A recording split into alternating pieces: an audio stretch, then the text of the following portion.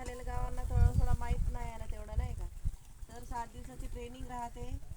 7 दिवसाच्या ट्रेनिंगमध्ये 7 विषय शिकवल्या जातात. पेसा कायद्यावर, वन हक्क कायद्यावर आणि तुम्हाला हे जैवविविधता कायदा, हे सगळे विषय शिकवले जाते. 7 दिवस निवासी ट्रेनिंग राहते. जे गाव ट्रेनिंगसाठी नाही आले आहे त्यांना ट्रेनिंगला येणे कंपल्सरी आहे.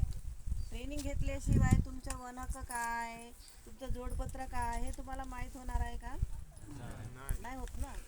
मग आणि पुन्हा तुम्हाला जे काही कामं करायचे आहे, ज्यांच्या आता ट्रेनिंग झाले आहे त्यांचे कामं सुरू झाले आहे, आराखडा बनला आहे, नाही का. तशा तुमच्या गावामध्ये पाहिजे का नाही? आम्ही व्यंकटापूरला वगैरे आणि मीटिंग घेतलं होतं.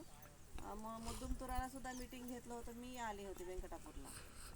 व्यंकटापूरचे कोणी ओळखले का मला? ग्रामपंचायतमध्ये मीटिंग झालं होतं. जवळजवळ आता 2-2.5 वर्ष होत आहे का 3 वर्ष होत आहे. ग्रामपंचायतमध्ये मीटिंग घेतलं, ट्रेनिंगसाठी बोलवासाठी आम्ही गेलो पण आले नाही.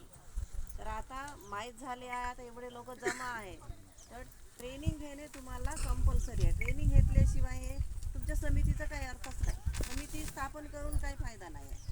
जोपर्यंत तुम्ही ट्रेनिंग घेणार नाही, त्या विषयाची तुम्हाला माहिती होणार नाही, त्या समितीचे कार्य कोणते आहे, कामं कोणते आहे हे तुम्हाला माहीत होणार नाही. त्याच्यासाठी आता आम्ही ट्रेनिंगला, आता पुढच्या बॅच सुरू होईल तर आम्ही तुमचे नंबर वगैरे आता नावं घेऊन जाणार आहोत. मग मी त्यांना सगळ्यांना फोन करणार.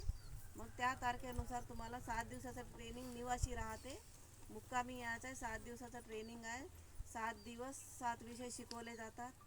सर लोक येतात, कलेक्टर ऑफिसमधले येतात, गोंडवाना विद्यापीठामधले नाही का येतात, तुम्हाला मार्गदर्शन देतात. त्याच्यानंतर 7 दिवसात ट्रेनिंग झाल्यानंतर तुमच्या गावामध्ये क्षेत्रभेटी होणार. त्याच्यानंतर पुन्हा आराखडा बनवण्यासाठी येणार तुमच्या गावामध्ये ते लोक. 8 दिवस तुमच्या गावात राहणार, तुमच्या गावाचा जंगलाचा आराखडा बनवणार.